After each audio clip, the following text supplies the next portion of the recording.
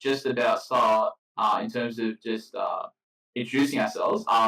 Hey everyone, my name is Jad, as you guys can see in my label. I'm from QCE Mentor originally, but I'm from Brisbane. I graduated in 2022, got an ATAR of 99.6, and I have the privilege of studying medicine at JCU. So I'm currently at Cairns at the moment.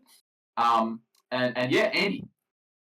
Yeah, nice to meet you guys. My name's Andy, and I'm also from QC Mentor as well. And today I'll be running the Mathematical Methods Masterclass today for all 46 of you guys. So hopefully you guys like it. And I'm also from Mansfield as well. I graduated in 2021 with an ATAR 99.8, and I'm currently studying medicine at UQ. So yeah, Yeah, Ollie, over to you. you guys know me already. So I'm Ollie. I'm the founder of the Queensland Study Hub. I've been running it for around 3 years 2 years, I'd say, from 2021 to 2022-ish. And we've seen some really great growth in the past couple of years. I unfortunately won't be putting my camera on today just because I'm using an external recording software on my computer and I don't have a webcam on this. But yeah, really great to be running this session with you guys, and I'm really grateful to be collaborating with some really great tutors like Andy and Jad from QCE Mentor. And yeah, I'm glad to get this underway. So I'll hand it over back to you, Andy. Yeah, alright. So how it's gonna work, guys, is I just have a little slideshow. I'm gonna be working on my iPad. So most of the times you guys will be mostly seeing my iPad instead of my face. But every now and then I'll check the chat as well. Just so if you guys have any questions, don't be afraid to put on the chat. I'm just gonna try and attempt to share my screen now. Hopefully this works. We've been doing a lot of boom. Now let me know if you guys can see the screen. Chad and Ollie, can you guys both see the screen as well? Just so because you guys can be the ones that can talk. Yeah, we can. Can everyone see that all good and still hear us? Is everything all good, guys? Yep. Awesome. Yep. Thanks for that. Cool. Perfect. All right. Cool. All right. 3 and 5. We'll make a start. Yeah, I think we've talked about where everyone's from. Everyone's from a lot of different places in Queensland. Like to see that, and like to see we're reaching out to some rural schools, rural regions as well, where people don't really get that luxury of private tuition, and that's where we kind of here to reach out to you guys. So I think we've already done the kind of little survey, but I guess what I also wanted to ask is if you guys don't mind sharing, where are you guys kind of sitting at after your internals and even mocks, if you guys have been already doing that? Or I know some schools already finished and even got their marks back already. So on the chat, if you guys don't mind, kind of sharing where are you guys kind of up to? 50, nice. We're seeing some 50s, nice. Yeah. How confident do we? If you guys haven't set your mark yet or your external exams, how confident do we feel for them as well? So if you have a number, you don't feel comfortable sharing a number. How confident do you feel? Cooked. Cooked. Yeah. Good to see some pretty good numbers, but I think as well we do have time as well to turn that around if you guys aren't feeling as confident, and that's the objective for today as well, to make sure that you can leave today, even though it's just an hour and a half, with getting as much value as possible, and hopefully we can turn that. Yeah. The reason why I asked it is because as you guys are seeing right now, you guys are writing out of 50, and you guys realize it's out of 100. So we still have half like 50 more marks to grab in one exam, and I wanted to kind of emphasize the importance of those. PSMT shot me down. Yeah, fair enough. Might need some more review on Unit 3. Unit 4 is quite straightforward. Yeah, 49, 38s. Yep, nice. Great scores coming along.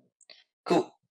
So the must-dos today. How I originally planned the session was I was gonna kind of ask everyone, what topics would you like to go through? But then I realized we're gonna have a lot of people coming, and it would be good whether I just kind of just go through some of the must-dos that I go through with my own company, QCE Mentor, as well as my students, and then to give you guys a taste of what it's kind of like. So the first thing we're going to be going through is probability formulas. I think when I was in high school, this was the biggest thing because teachers, no offense to some teachers out here in Queensland, but they love just chucking you guys a formula sheet. They love just saying, oh, it's on the formula sheet, don't worry about it.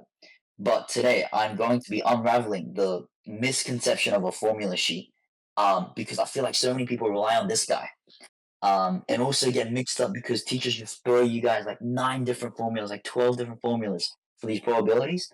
And the biggest problem I see with everyone is they don't know when to use them. So at start, I'm gonna go through some of the probability formulas, and I'm gonna give you guys our own formula sheet that we're gonna create together. And then after that, we're gonna put it to the test. I've got selectively questions that we are going to be going through that we can apply each formula so that at the end of today, you guys can be like, oh, right, that formula, we use it in this instance, or that formula, we use it here. Now, just a little, I guess, most people might know this, some people might not. I just want to make sure that everyone today, how many people in the school, know how and when to use the formula. So if you already know it, that's great. It will be a nice revision session for you. If you don't, today's lesson will be great. And then after that, hopefully we have some time to go through trig 3D questions. Because when I was in high school, I don't know about you guys will realize today I'm a terrible drawer. But I knew I had to draw 3D, but I was just struggling. So for everyone out there that's a terrible drawer as well, I'm going to show you guys how to, like a step-by-step, how to actually draw without actually, quote, drawing and being good at drawing. So we're going to tick that off our list as well. And then if we have more time at the end, I'm just going to kind of go through, because complex familiars and complex unfamiliars, I'm seeing a lot of high schoolers here today, 50, 49s, 48s. I know some of you guys are going, try and get those out the way as well. So I want to kind of show you or share with you guys my approach on those questions. And hopefully it's something that you guys have never heard before. It might be something that you guys have been exposed, might not be. And then, some little more exam techniques with like multi-choice and stuff. But yeah, how does that sound? Does anyone have any specific questions before we get right into it? Yeah. Just gonna check the chat now. How do we feel? How do we feel about that, guys? Are we excited to keep going? Oh, everyone, drop a thumbs up or yes, and then we'll get right into it. Yep, perfect. Perfect. Cool, All right. cool. All right. Nice. Don't mind me. I will just stop sharing my face so you guys can look at the screen and focus up, and then I'll see you guys soon towards the end. Take it away, Andy. Thanks, Chad. That's it, bro. All right. So now, just wanted to mention thanks for our sponsor, QEP Exams, who have been supplying our exam questions that we'll be going through today. And then, so because I didn't want to grab it, some are from like random textbooks, some are from my old actual class 1 notebooks as well. But I wanted to show you guys to be able to apply what we're going through, which is the exams, we're going to actually have to get some exam questions. So now, if you guys don't mind, can everyone please get their formula sheet out? Because I want to show you guys the misconception or like why everyone kind of just a fallacy in the formula sheet. I've got mine right here. Hopefully you guys can see that as well. So I'll give you guys like 30 seconds or so. Bring up that formula sheet, whether it be, you have a paper copy, whether it be online. And then we're going to create our own one underneath it. Obviously, we won't be allowed to bring that in, but at least that will be in your head, hopefully, by the time you guys sit the mocks or externals. Cool. Right, so mathematical methods, version 1.2. Now, when we start scrolling, at the start, we've got some circumference area stuff. That's all good. Some of these I even forget sometimes, like the volume and stuff. It's a nice revision. Hopefully, you guys know what a circumference of a circle is. Now, and then we get to the sequence stuff. Now, a lot of people ask me in our QCE mental sessions as well, oh, Andy, are they going to be arithmetic sequences? Are they going to be grade 11 stuff? The answer is they can't directly ask you, boom, what's the 7th number in the sequence? They can't directly ask you these questions, but they can definitely incorporate it. So I know some of the questions where they give you like a list of log numbers or logarithmic numbers that we've learned in Unit 3, and they've kind of tied that into a sequence. So these formulas help, but what you guys kind of notice about these formulas is when you guys see this, so for example, like chain rule, I have never seen anyone write that in their little formula or when they communicate that way in chain rule, or even product rule like this. Or even like, what is that? What is this ugly stuff here? Right? The idea is the formula sheet is not friendly and is not designed for, you can't rely on it because number one, they notate it in a very weird way. I don't know about you guys, but my product rule is as easy as u dash v plus v dash u. That's it. Not this random u dv dx, none of that complex stuff, right? And so with these little sequences, like you have to know what does D stand for, what does T1 stand for, what does SN stand for. So just by saying if your excuse of not learning the formula is, it's on the formula sheet, that is not going to work. Number one, because they don't tell you what these terms mean. You actually have to know it. And number two, they don't tell you when to use it. The formula is just there. What if you use cosine rule accidentally instead of sine rule? Now, that's a pretty extreme example. Hopefully everyone on the call knows when to use which ones, but they're the pretty obvious examples. When we go to probability, however, this is where people start to struggle. And today I'm going to be unraveling, like, if you guys have a look at this, what is PI? I'm not sure about you guys, but where I was getting taught this stuff, we're going to write the mean like this. And like, what are these infinity signs? And like, what is all this? So again, my point is, if your kind of strategy is, all right, I'm going to be relying on the formula sheet, wrong approach. Cool. All right. So, oh, why is my do not disturb off? Boom. No one should be disturbing us today. No, hour and a half. Cool. All right. So, what we are going to be going through is taking these formulas here, and we're going to create our own formula sheet in the way that works for our brain, not the guy that created this formula sheet. Yeah, does that kind of make sense for everyone? I'm just going to check the chat. Cool. In an exam, do we have to write the formula from the formula book to get marks, or can you use the simplified version? No, just say what you use. Yes, I agree. Yeah, as long as it's correct. Yeah, you guys are completely right. You guys can just say the ones that you learned from school. They allow variations, and we've checked that with QCAA as well. Because yeah, you're not the first person to ask. That's a great question. Cool. All right, let's get right into it. So everyone open a blank page on their iPad, or oh, that's not a blank page, is it? Boom, boom. Nice blank page. And we're going to be creating our own Andy's formula sheet. We can title it like that. Cool. And again, I want to emphasize that today is all about the approach of why we use the formula and when we use the formula instead of what is the formula. So many people ask me, what is the formula, Andy? That's not the question you should be asking. That's default already known. You should be asking, okay, when do we use it and why do we use it? Anything with maths in general. But probability is the example I took for today's masterclass, but just because a lot of people struggle with it. So we're going to be going through, first of all, binomial. Boom. Now, I get a lot of question about binomial and the difference between binomial and Bernoulli, because this funny guy's name seems to confuse a lot of people. Now, Bernoulli is just a subset of binomial distribution just when your n equals 1, n meaning the sample size. So if you have a binomial distribution scenario and you just have one person or just one sample size, that's when you can classify as, oh, it's a Bernoulli trial or it's a Bernoulli distribution.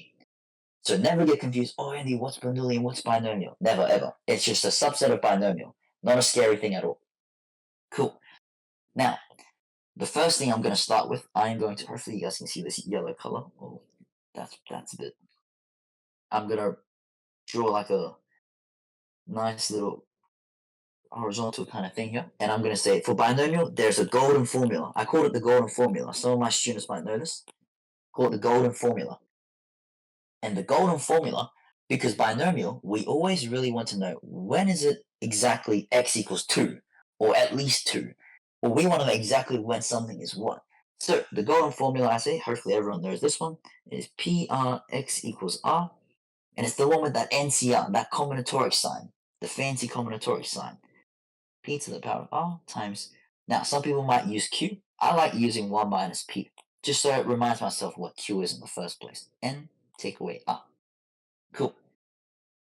So that's the golden formula we use for any binomial distribution question. I call that the golden formula.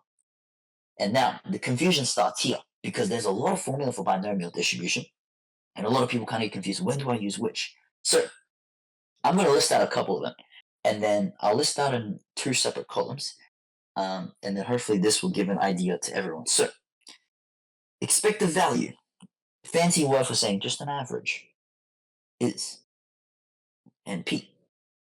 Cool.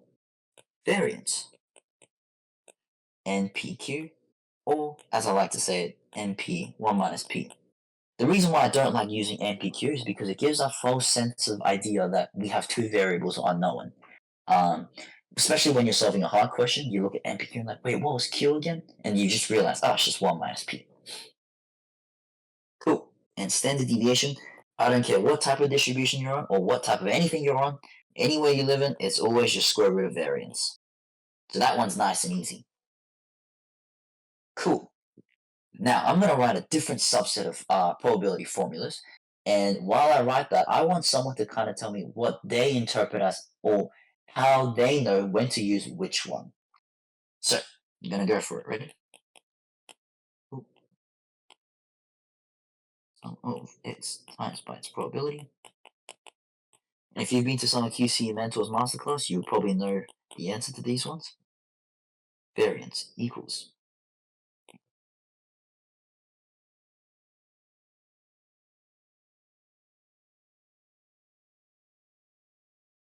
Print that a bit neater. And then, as I said again, everywhere you live, wherever you're from, whatever distribution you're doing, boom, standard deviation, always square root of variance, no doubt. Cool. Now, I'm going to leave that up for 10 seconds. I'm just going to check the chat. But while I leave that up there, I want some people to kind of have a guess, / if you know it already, especially people that are getting high scores, hopefully you know this. When do we use which formulas? Because they all kind of fall under the umbrella of binomial distribution or discrete random variable. Just to kind of get these fancy words out the way, a good way to think about it is a discrete random variable follows a binomial distribution. That's a very nice sentence to kind of summarize what these words mean, instead of just throwing it out just for the sake of it. Cool. Now, let's see what people are saying. Is the right-hand side for Bernoulli? Binomial CD for the second expected value. One trial. Not quite.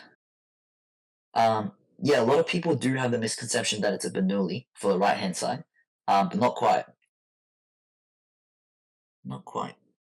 Correct. Anyone else want to have a guess? Integration? Not quite. Oh, what happened here? No, there we go. Can we see it again, please? Yep, binomial versus and continuous. Yep. Can you only use GDC for these? When there's a table. Ooh, we've got pandas on the right track.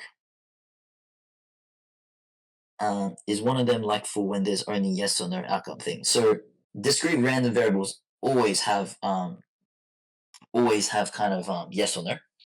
So time to reveal the answer. So the left-hand side and the right-hand side, this is the case for when we are given the success value or the p-value. P, I'm sure a lot of schools say it as like, the value of success. Whereas this is when not given the p. Hopefully you guys realize all the right-hand side formulas, we don't even see what p is when p is not given. And as I think one of the username Panda touched, given, and this is almost 99% of the time when you get a table question, when you get those table questions. So I put a big emphasis on that. And the reason why I've said it this way is right after we do this, I'm going to show you guys example questions so you guys can clearly see when do we use what formula. But I think that some people, by the typing, they do have a misconception of like, oh, is the right-hand side only for Bernoulli? No, it's not, and we will show you why in a second with those questions. So yeah, left-hand side given the success value, or you're given the p-value or chance of success, or chance of success. Cool. Now that kind of hopefully 50% kind of clarifies some confusions. The other 50% is now going to be coming from actually applying the questions. Cool. Let's get to it. So, got a lot of questions ready for us.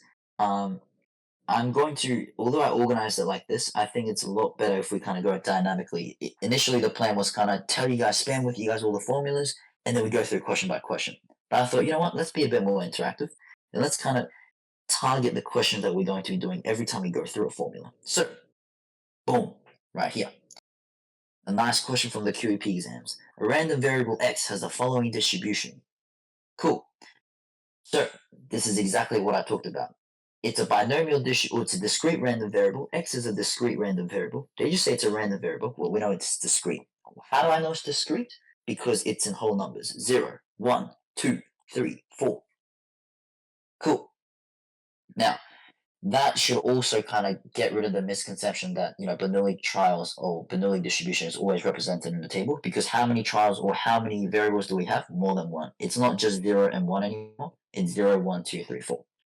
And now, also, this is as soon as you see a table on the external exam, you should be thinking, oh, right, and these formula sheet, boom, the right-hand side formulas, because we don't see any p-values here that they tell us. Whereas, I'm going to show you guys a question now right after. So take a mental snapshot of this one, and then right after, I'm going to show you guys a question where they tell us the chance of success. Because I feel like some people might be confused. Andy, what do you mean by when P is given and when P is not given? So, boom. Have a look at that. It has been found that 9% of the population have diabetes. Sample of 15 people were tested. Let X be the random variable that gives a number of people who have diabetes. Boom. So, clearly, you can see in the question stem, we are given the p-value. And as soon as you're given the p-value, and also I don't see any tables, boom, you instantly go, all right, turn off this formula. And now we're on to the left-hand side. Now, does that make sense before we actually dive into these questions together? I'm just going to check the chat. Yes, cool. Any confusions? Or now, how do we feel about? Does that kind of make sense for people that were especially confused about? Oh, well, like, what are those formulas used for? Nice. Yes, perfect. Yep. Cool. Nice, nice. Perfect. All right. Cool. So, let's actually dive into these questions. And kind of see how we use these formulas, because some people actually, it's been ages since they've used, especially the right-hand side ones. The left-hand side is pretty easy. You just kind of get the numbers and, just multiply them together. But right-hand sides, if you haven't used them in a while, especially if you have a look at the formula sheet, look at what they tell you. Like, what are these symbols? Absolutely not. And actually, in fact, they don't even give you in variance formula. They don't even give you this is not really written conventionally as well. Like if I looked at that in grade 12, I'm like, what the hell is that? If they didn't tell me that's a variance formula, I would have no idea. But this is going to be your formula sheet for the rest of your grade 12. And we're going to be going through how to use each of these guys. And if you guys have a graphics calculator, please have it right next to you because we will need it. Cool. And again, the emphasis is if you want to get a 50 out of 50 in methods, if you want to get the best shot, to be honest, we get all our students, you're not looking at the formula sheet. Genuinely, you should not be looking at the formula sheet. If your reliance is on formula sheet, or just in case, absolutely not. This, you never look at it once in your life. The only time I allow students to look at it is for some reason you forget, what's a volume of a prism? Sometimes I even forget that. Or what's a volume of a sphere? That's acceptable, right? Only this top part is acceptable. And arithmetic sequence and geometric sequence as well. So I'll put a star on these guys, the acceptable ones. Everything else, non-negotiable, you need to understand and you need to know it off by heart. If you don't know it, means you haven't done enough questions. Genuinely. Cool. All right. Let's dive right into this question too. So determine the value of k. Nice warm question. Hopefully we know that all probabilities add up to 1. So therefore, 0.2 plus 0.2 plus 0.1 plus k plus 0.3 all equals 1. And then we can have a nice communication. All probabilities, if I sum up all the probabilities, they add up to 1. Cool. In maths, they always like to play around with the fact that they don't tell you. It's kind of like a short story, you show and not tell. They never tell you this stuff. But it's just like they assume you know and you have to apply it. And therefore, hopefully you guys put on your calculator 0.4, 0.5, 0.8. So now k equals 0.2. Cool. Nice 1 marker question. Boom. Easy marks. Cool. Now, calculate expected value and variance. Oh, here we go. Here are the big boy formulas coming in. So, I'll go a bit slow this time. Expected value equals the sum. This fancy symbol is the sum of x. And this little dot means multiply because a lot of teachers don't like writing a multiply symbol right in front of your x because it looks confusing. So, very old style fashion, it's like a little dot. Multiply by your own individual probability. What does that mean? Grab your number, grab your partner, which is your probability, and multiply them together. And you repeat that, but you add as you go along. So I'll show you guys by hand. So the first guy is going to be 0 times by 0.2. So that was the first. And then plus 1 times by 0.2 plus 2 times by 0.1 plus 3 times by. Now we know what k is, so we're going to put it right in. 3 times 0.2 plus 4 times 0.3. And now, please be careful when you put this in the calculator. I've seen so many people like accidentally forget a number or something, and it just screws up the whole question. So, calculator, very important. Just takes 1 extra millisecond to just double check and just be a bit slower than usual, especially under that exam pressure. You know, while everyone's flicking their papers trying to rush it, you know everyone makes a mistake. You know yourself, as well as others, that you make a mistake in these stuff. So I got 2.2. Hopefully I haven't made a mistake on my calculator. Now, so that's how we calculate expected value. And now, variance, I'm just going to use a bit of room on the right-hand side. Variance, the formula is expected, so if you want to voice it out, it's expected value of not x, but expected value of x squared, take away the expected value that we just found of x all squared. So there's a huge difference between you having that x squared here and the squared outside. One is you're finding the average when you square the x, whereas the other one is you find the average already, and that value, you're squaring it. And that's how I really remember this formula, because I know, it's like one and the other, they're kind of like the opposite. Cool. So, first step, you can't do this in all in one go. You first actually have to find this guy first. So, pull him off to the side, and you go, hold on a minute. So, what is the average of not x, but what's an average of x squared? Well, if we think about it, if how we calculated an average of x was I times x by its probability. So to find the average of x squared, hopefully all we have to do is just times x squared by its own probability. That kind of makes logical sense to me. So it's the exact same thing, but your x is going to be squared. Now be careful not to square the probability. It's your x value that's getting squared. So 0 squared times by 0.2 plus 1 squared times by 0.2 plus 2 squared times by 0.1 plus 3 squared times by 0.2, since we know. Now, in fact, I'm going to write it just so I don't forget.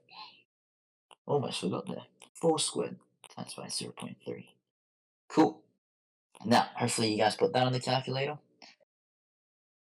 Now, sometimes if you have a Casio calculator, I just go back to the line I just entered in the expected value, and I just put squared in all of my x numbers.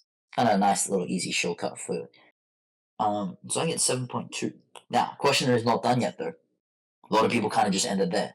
We haven't found the variance, we just found the average of x squared. So, variance, therefore, I'm just going to borrow this next line. Actually, I'll carry it on to the top. Therefore, variance of x is equal to 7.2. Take away, now what we found before, 2.2 squared. So don't forget to square that value as well. A lot of rookie mistakes that happen with these questions. 2.36, boom. Now, I'm going to tell you guys a little tip, just on expected value. I want to kind of have this approach where it's like, even the smartest people getting 50 out of 50s, they will sometimes mind blank, or they will sometimes get numbers wrong. But those people that seemingly not make any silly mistakes, you guys are like, how do they not do that? It's not about they don't make silly mistakes. It's about they are able to pick it up with their intuition and common sense. So, thing I'm going to make sure everyone knows is expected value, as we know, is average. We learned that from grade 8. Average. What is an average? It's just an average between two numbers. Average between a bunch of numbers that we have. Now, numbers that we have is 0, 1, 2, 3, 4. What we are technically doing is we are doing, okay, if these guys occur at a different probability, where is it most likely going to lie? What's the average that's going to lie? That's what I'm saying. So, if I get an answer 2.2, you just need to check, does this answer lie within what I actually have? Well, I have between 0 and 4. 2.2 does lie within that, around here. And that makes complete sense to me. Because some people will get like 7, and they just go, they're like, okay, cool, next. Now, that's the dumb approach. The smart approach is, hold on a minute, okay, does my answer make sense? 7 is not even within 0 and 4. How can you even get 7 as an average? Does not make sense at all. So, those kind of stuff is what you want to learn from my masterclasses, not just kind of doing questions, because I'm sure, people getting 50, 48, 49, they can do questions. But it's about these little details that will count. That will make the difference between a 49 on your external and a 50 on your external. Cool. Now, I'm just going to check the chat. Does anyone have any questions? Will these be tech active or tech free? These should be tech free. Yeah, it could be both. It could be tech free or tech active. Most likely tech active. Um,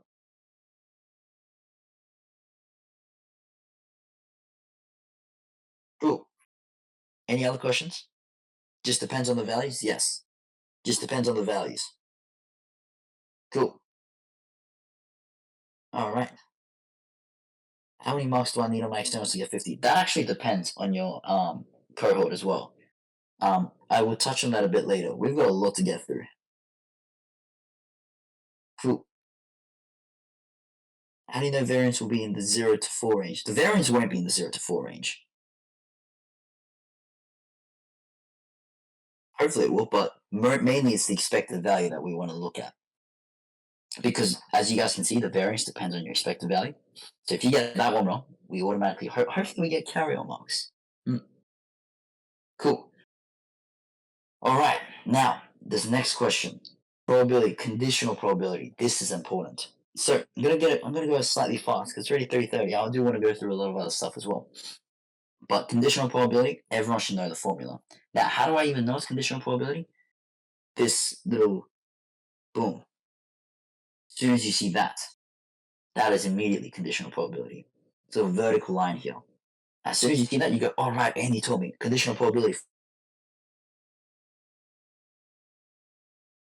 We immediately write the formula. A given B is equal to A and B divided by probability of B. So, in an Excel example, you guys see that vertical line? You guys are immediately, no hesitation, writing that first up. I don't care what the question is. You guys are writing that straight up. Cool. Now, because a lot of people do get confused about this formula, so I'm going to that's why I kind of included this in the question. Probability of A and B. This is A and B. And this is just B. Just B.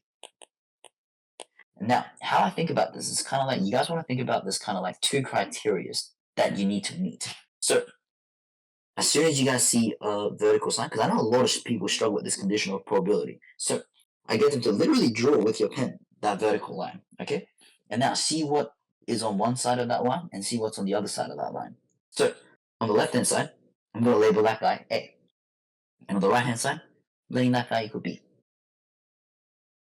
Cool. Now, what is A? A criteria says X is greater than 1. So I don't even care what B says here. I'm going to rub that out for a second. A says X is greater than 1. Cool. I'm going to highlight X is greater than 1. So if it's greater than 1, where is it?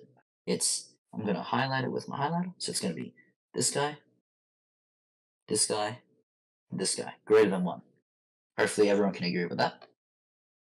And now, the second criteria is X is less than or equal to 3. So again, forget about this guy. Just think about it individually for now, if you're struggling. Less than or equal to 3. Cool. So get my highlighter, different color. Less than or equal to 3. So it's these guys. Cool. And now we look at the formula. The formula says A and B on the top, which means you need to meet both of those criteria. So always when you do conditional probability, just think of them as criteria. Don't kind of get it mixed up in your head. Just think about, oh, what's A and B? Now that we take a very step-by-step approach, A and B is the overlap. Yellow is B, green is A. Therefore, A and B must be just these values. So that is 0.1 and 0.2 we're going to extract. So that will equal 0.1 plus 0.2 on top. And now, what's probability of B? And remember, I just write here, just B. So, what was B? Yellow. Cool. So just B is 0.1, 0.2, and 0.3. Cool.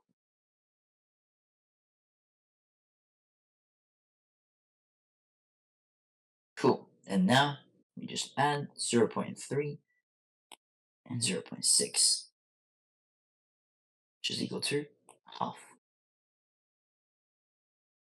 Cool. Hopefully I haven't made a mistake. 0.2, 0.3. Cool. Right.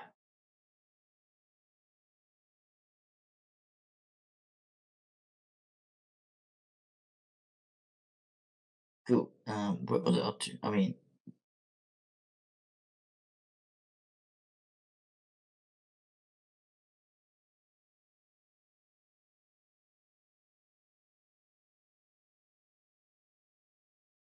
Isn't b less than or equal to 3?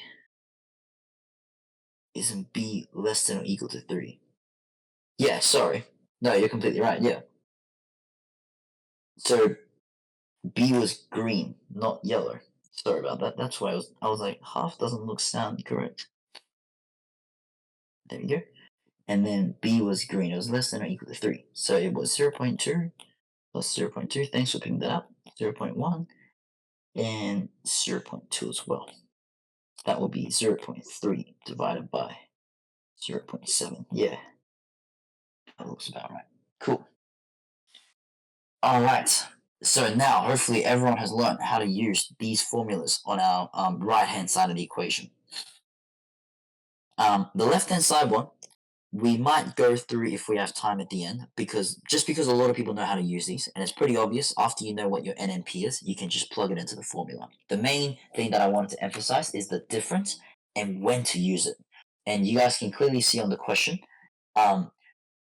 these are the sort of questions you use it. Where it's a binomial question, you got people sampling and they give you the chance. You've got n equals 15 here, and you've got p equals 0.09. And you're like, all right, cool. Scrap those formulas. We're going straight into these guys. Now, I want to tell you guys, the formulas on the right-hand side are actually derived from the left-hand side. These guys are derived from each other. So, if you do get the chance, always use the left-hand side one, because it's easier. No point doing all that hard work that we just did if you're given the p-value. Cool. All right. Now, we're going to move on to some more exciting stuff. We've got some hard stuff coming up. Zoom out on that last question. Yeah. So someone can take a picture. Yeah, cool. Yeah, if you guys need a picture or anything, all these will be sent after. So yeah, just wait until the end after. We'll all send it to you guys. Don't worry. Cool. All right. We're going to go on to some more harder stuff now. Continuous variable. So, boom. Next on the list is continuous. Now, some of my students have trouble with probability because they don't know what type of distribution it is, or they don't know what to do. A very simple approach. If it's a normal distribution, the question 100% of the time, not even 99%, 100% of the time. It's not even like, oh, what if in this one instance? No, 100% of the time will tell you it's a normal distribution in the question. If they don't, then it's not a normal distribution. And you can't assume it's a normal distribution either. They will always tell you it's a normal distribution. That's just by the syllabus law. And now, continuous.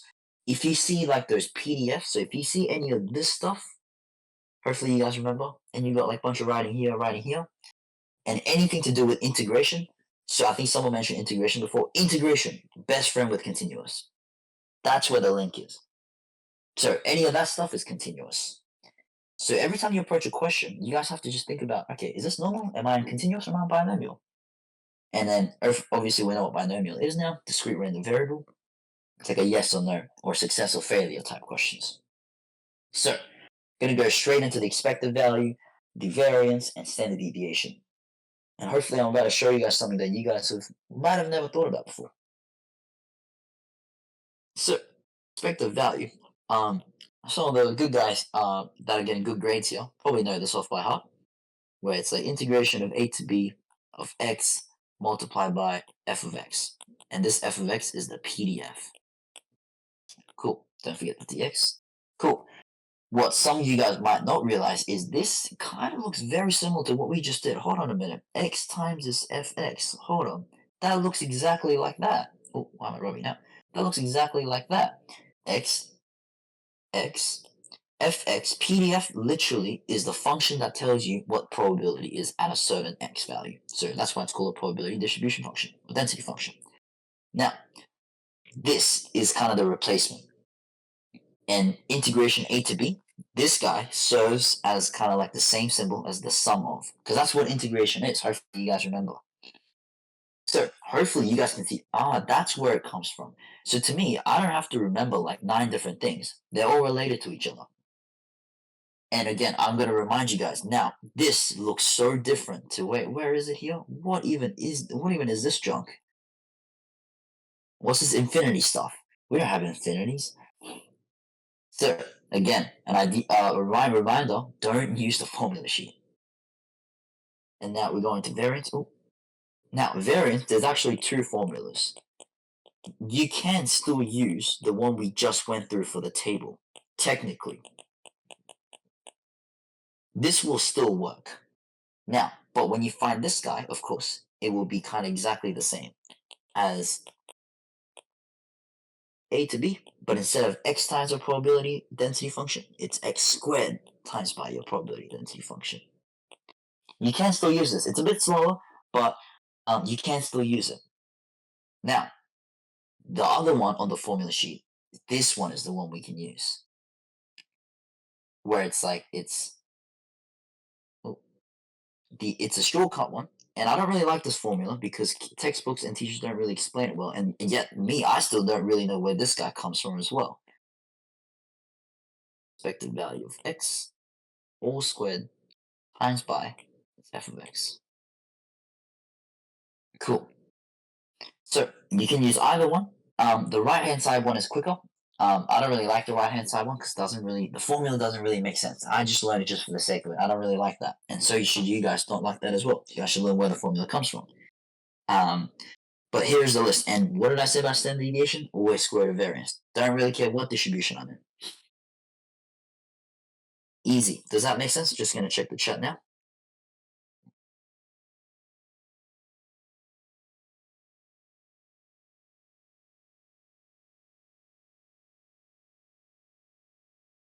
Cool.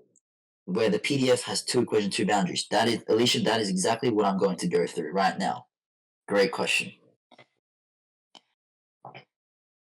Yes, the dots are multiplication symbols. Yeah, and again, in probability, it's used quite a lot just because of the we use x a lot, and they don't want to put next to each other x and multiplication symbol. 5 more seconds if you need a time. What's the main difference between continuous and binomial? Right. I'm going to leave someone on the chat. Hopefully they can answer that. That's a. I want to see how everyone in the chat kind of thinks about the difference. Now, meanwhile, I'm going to get back to. I'm just going to zoom out on this. If you guys need to take a screenshot, I will let you guys do that. It seems like a lot of you guys want to take a screenshot right now.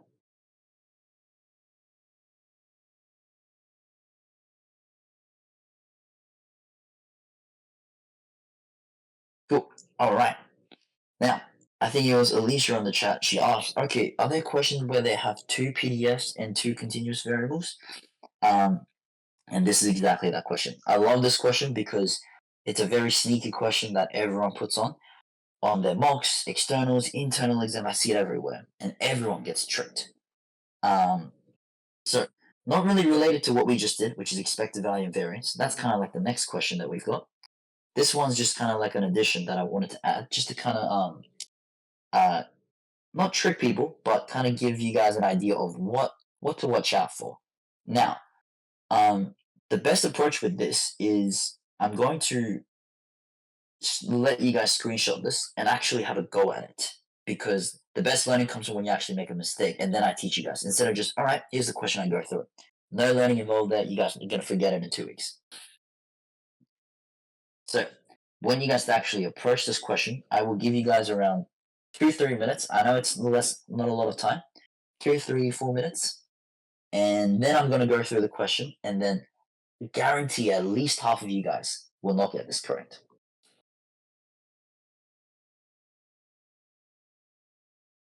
All right, so until about 3:50, we will resume then, and I want to give you guys a chance to kind of have a crack at this question. A very typical but tricky exam style question.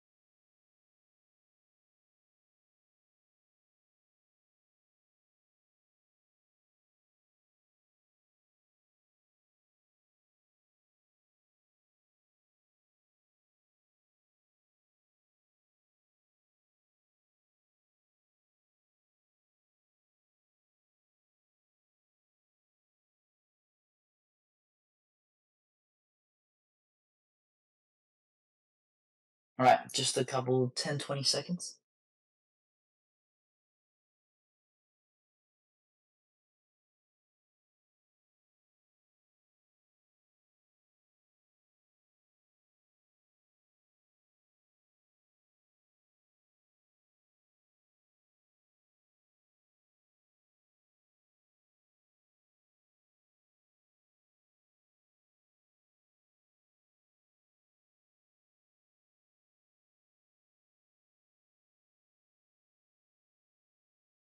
Cool. All right. I'm just going to check the chat, see where everyone's at.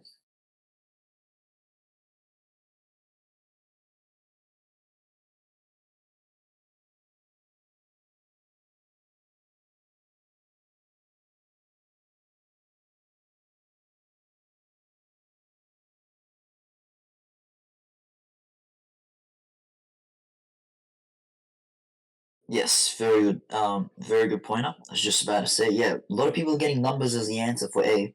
That's not what I'm looking for. The question is looking for determine the function. Function, I need to see some x's. I can't see any numbers. It's not an answer. That's for part B.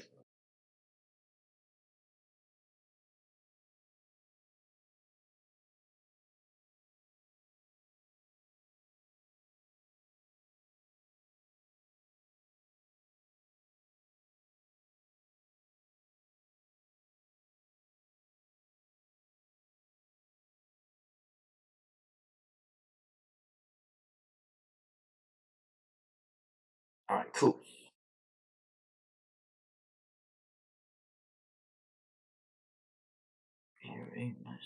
Cool. All right, I'm gonna go through it now. So, what I'm actually gonna drop on the chat, I can't actually access the thing from my laptop, but I'm gonna drop it in the Masterclass chat right now.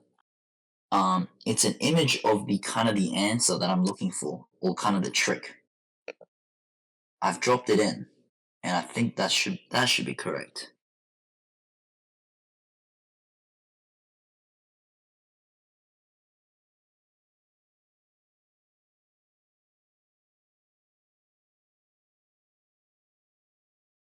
Now, the biggest trick is people they understand that PDF, you have to integrate PDF to get to CDF. They understand that relationship. What they don't understand is when you have two things, because the word is cumulative, meaning you have to add something on top of the other, they kind of integrate these guys separately. And the biggest first rookie mistake, I'll tell you guys level by level. Level 1 rookie mistake. People literally integrate from bound to bound, 3 on 8. And they get a number, which is 3 over 8x, integration of 0 to 2, and 6 over 8, take away 0, which sorry, 3 over 4. Now, that's not even the answer, correct? That's just the number. So, what you should do is you should go from 0, so your lower bound, to I need a variable. So put x as your variable on the top bound. Easy. And then you will get 3 over 8x, 0 to x, and you just sub in x in the spot where x belongs. So it's just x, so x just goes where x belongs. Take away, multiply by 0, which equals 3 over 8x. Good. So that's your first function. So if I was to draw the answer nicely, it would be like big fx to indicate that it's CDF. 3 over 8x from 0 to x. And someone last time, ages ago when we did this, pointed this out where it's like the bounds are like it's 2 applies to both. It's a very good pickup. I don't think anyone, maybe someone picked it up on the chat, maybe they didn't. I was hoping someone would. Yeah, that doesn't make sense. 2 wouldn't be included here. It would just be like that. So a little mistake that we picked up. 8, 2, x, 5. Oh, sorry. Wait, I should be writing that. Cool. Now for the second part, the second level, the level 2 rookie mistake is a lot of people just repeat the same thing. So they just go, okay, lower bound and x, and then you integrate the second function. Now, when you do that, hopefully you guys will get x over 24, take away 8 over 24. That's what you will get. Now, the problem with that is if you guys have a look at what I just pasted on the Masterclass chat, the blue line, wait, give me a second. I forgot to even put the -8 over 24, didn't I? The concept still applies. Sorry, I might re-paste that in. That was the wrong version. So -8 on 24. There we go. This makes more sense. Did I fix that? Alright, I'm going to paste another version on the chat to show you guys. Same idea though. The idea is it's not continuous. As you guys might have explored some of that stuff in the PSNT. So notice how the blue one, if you don't account for the first person, if you're the second function, if you just integrate that guy separately, if you realize from the picture, look at the blue guy, doesn't even connect to what we started with. And that's exactly what I mean. If you're cumulative, you have to add on what you started with. You can't just treat these guys like two separate functions because you will end up the diagram like that where you just have red and blue. The blue will start just from 0. So the correct way to do it is you add on this value onto our function to kind of, as you can see, that green function, it's being vertically translated, fancy word for being just lifted up, and that's what's happened. So think of this, think of it as, okay, if there's two, every time you get a cumulative distribution function in the exam, always check, wait, and he told me to check to make sure, if there's two functions, you need to add the first one onto the second one. Don't do it individually because then it won't connect together and you'll get the wrong answer. So if you do that, the green line is what you should get, and you guys can see it connects very well. Now, does that make sense? Let me know. I'm going to check the chat now as well.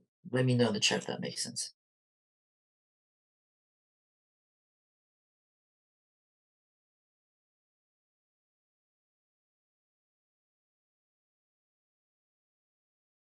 Oh, then why did they make 0 the LL? So to determine x, do we let the area equal 1? But the boundaries were confusing because it's starting with 0. Yeah, I'll let some of these questions be answered on the chat for now. I'm not quite sure what you mean by so to determine x, do we let the area equal 1? We're not determining x because we want the function. We don't want to determine x. That's not the question. That's actually the next question we're doing. Is it wrong to just do indefinite integrals to find the CEF then find the constant? It's not wrong, but it's very slow. You would take probably twice the steps as someone who would do it like this in a definite integral way. And I suggest you probably do it. All the QCAA marking schemes I've seen, because I've had this question before as well. Yeah, every one of them do it in a PDF. Not in PDF, sorry. Definite integral method. Cool. All right, I hope everyone's happy with that. Now, question B, I am going to leave that up for homework because we are running out of time, and this is just now finding the value between 2 and 3. Cool. Now, on to the big question now. This is not your typical just find the value of C. Hopefully you guys realize. I purposely put this on the on my masterclass for today to show everyone. Number one, how to calculate expected value and variance. I think it's pretty straightforward. Just applying the formula on our formula sheet.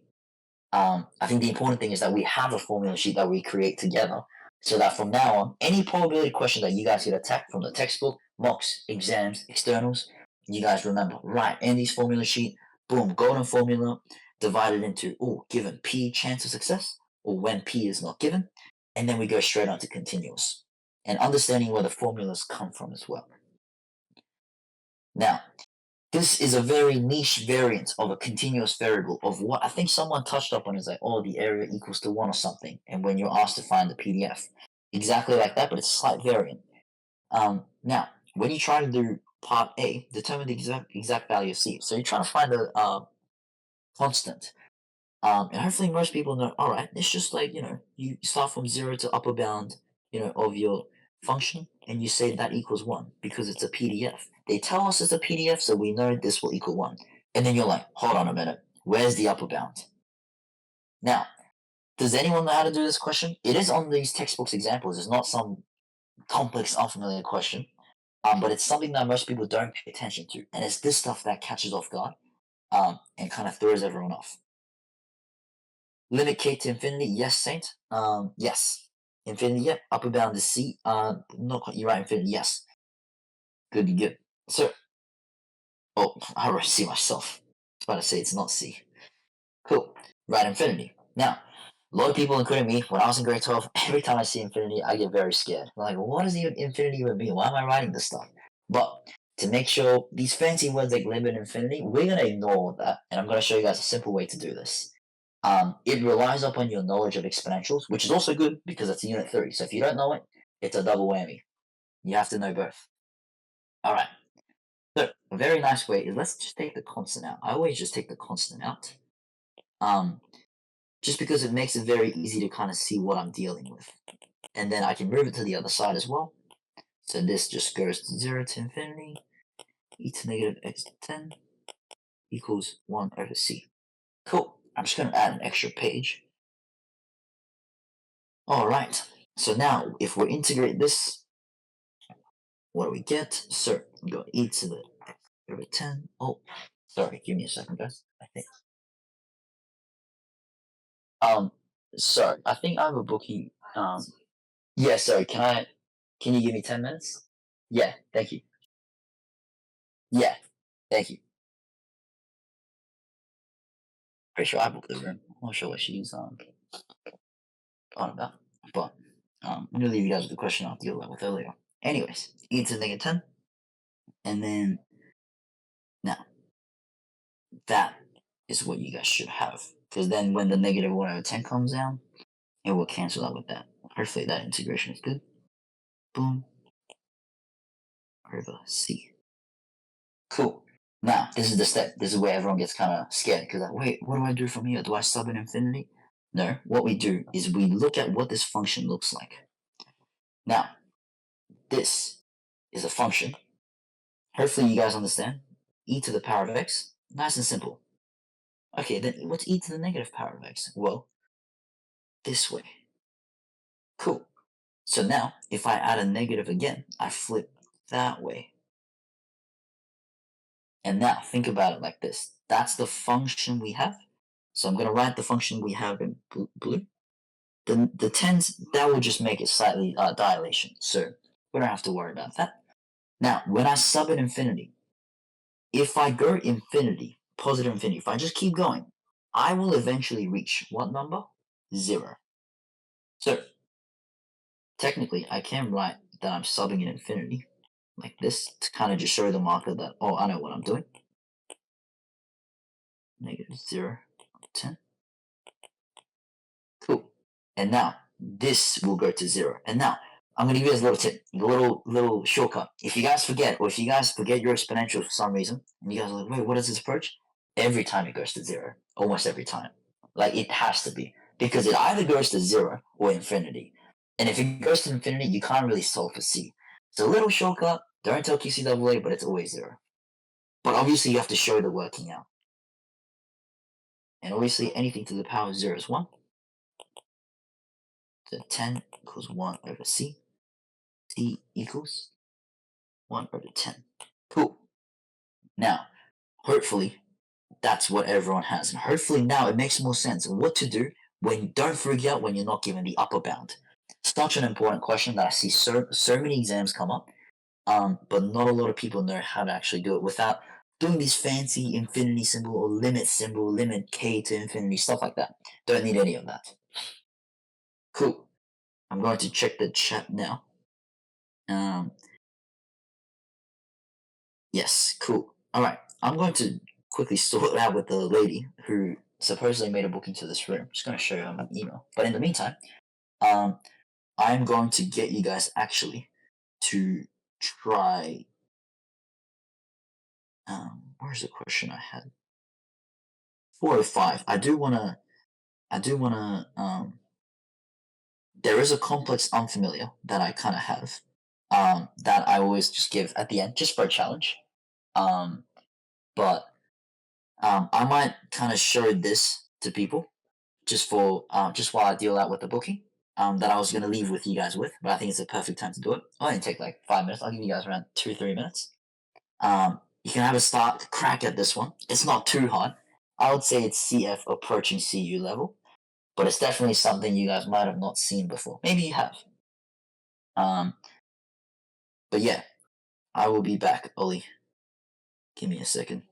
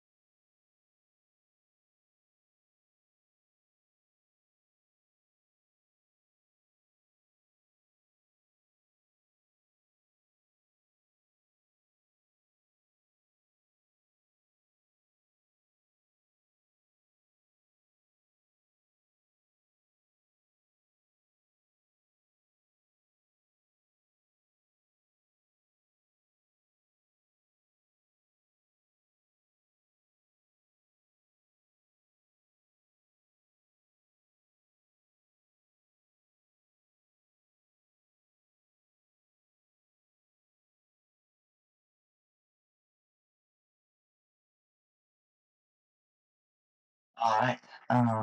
Yeah, I realized as soon as I came back, I was like, oh wait, I forgot to share the question. But luckily someone did screenshot it. That was smart.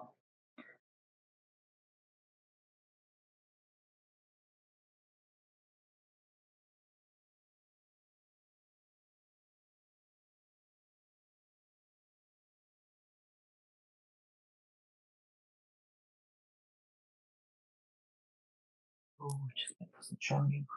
Nice.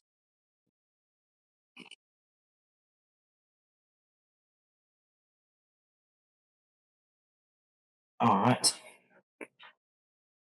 Cool. All right. Now, I am going to reveal the answer and perhaps the working out at the end of next week's workshop or next time's workshop because this does require a significant amount of kind of not as much, but kind of explaining. But I do want to count for everyone, and there's bigger issues at hand than just trying to approach complex unfamiliars. Cool. All right. Can everyone hear me? Can everyone see the screen as well? Can I just make sure everyone? Yep. Cool. Sorry about that. Bit of a room mix up at UQ. Always happens. Yep. Everyone can. Yep. Yeah, good question, John. When's the next class? Yeah. So we'll talk more about the kind of the upcoming schedule for our maths methods at the end of the class. Yeah, we'll save those questions until the end. Yeah, can everyone see me? I only have it from DN Fly. Yeah, thanks, Sully, for answering that. Yep, cool. All right, let's begin. This is my today's workshop that I've planned, to be honest. Which is actually, I want to touch this. This is a proof straight from the QCAA to show you guys that in a normal distribution question, they will always tell you it's normal, so you never have to worry about it. So I am going into the question. As you guys can see, I can't draw, and that's going to be the next topic: how to draw a trig, even though I can't draw. But just look at the question. I'm like, okay, instantly, I'm going, okay, what type of probability is this? Boom, boom, boom. Oh, I see a normal distribution. Instantly, you are turning your brain off everything. Get out of here, get out of here. And you're instantly dialing into normal distribution. There's technically only one formula you need to know. I'm going to put it right in the little box here to kind of emphasize to you guys the only one. Z equals x minus mean over the standard deviation. So normal.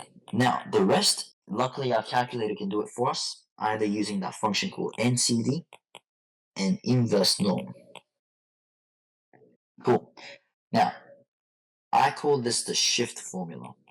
And again, I kind of want to dive into maybe 3 minutes into what this formula even means. I feel like a lot of students, including when I was in high school, teachers go, all right, write this formula down. It's a normal distribution formula. I'm like, what is it used for? She weren't able to, she didn't quite explain to me what I think is the answer.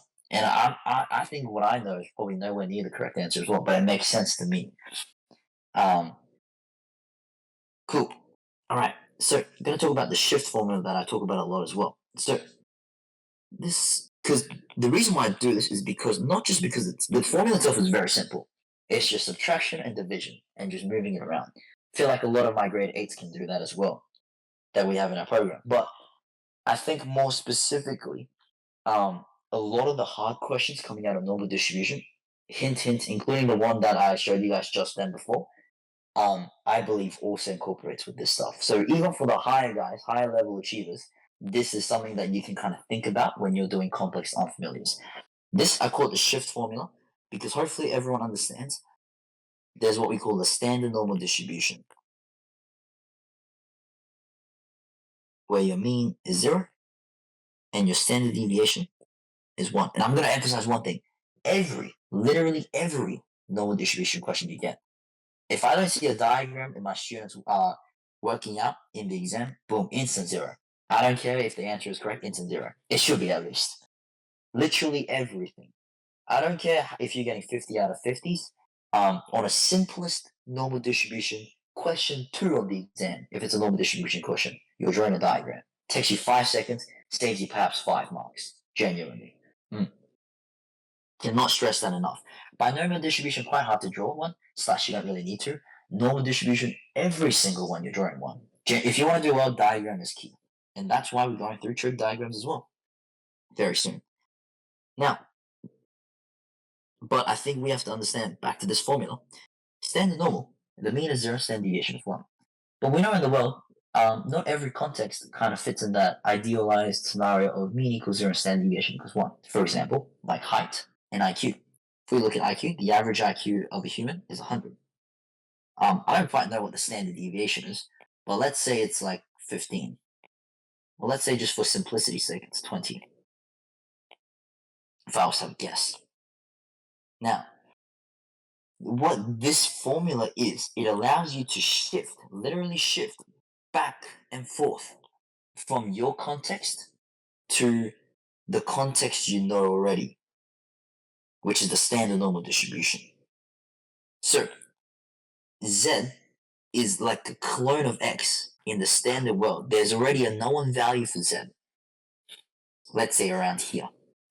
And what this shift formula does, it goes, okay, this blue box right here, what is that kind of equivalent to? It's kind of like an example I give is kind of like a language, like a translation, I call it. Like, when you translate language, how do you say hi in Korean? Or how do you say hi in Mandarin? Or it's kind of like currency. If I was to exchange this currency, what does this become in this in my world of IQ, in my little own world here, what does it become? And obviously, let's say 2. That number 2, just because it's a jump from 0 to 2, a lot of people think it's 100 to 102. Absolutely not. Hopefully, that's not what you guys think. So, to give you guys an example, what does 2 become in our world of IQ? If I jump from 0 to 2, how big is that jump in my world of IQ? That's where the shift formula comes in. So every time you're going from my context to the standard world context, or from the standard world context, shifting back to my own world or my own context. So then you write Z equals 2. I want to know what that 2 is equivalent to in my IQ world. Take away the mean, and you take away the standard deviation. And then therefore, you'll realize it's 140. Cool. And see how the jump is not 102, it's actually by 40 points. And another cool thing is that kind of makes sense because every number here, some of your high achievers might not even know this. Every number here, when I was in high school, I just thought they were numbers. Like 1, 2, right, cool, they're just numbers. Hey, they are like standard deviation. Just because standard deviation is 1. So if I say jump from 0 to 2, that is exactly 2 standard deviation jump. And that's why 100 to 140 makes sense. Because what was our standard deviation again? 20. So 2 jumps of that, 40. Nice, that makes sense. Again, that common sense, just checking, making sure, right, that makes sense, I can move on. Cool. One of the big exam techniques of kind of picking out your mistakes, because silly mistakes is inevitable. Even your top guys will make mistakes. Making mistakes is fine, but recognizing you've made a mistake is a whole nother game. All right. Does that kind of make sense before we get into some trig diagrams?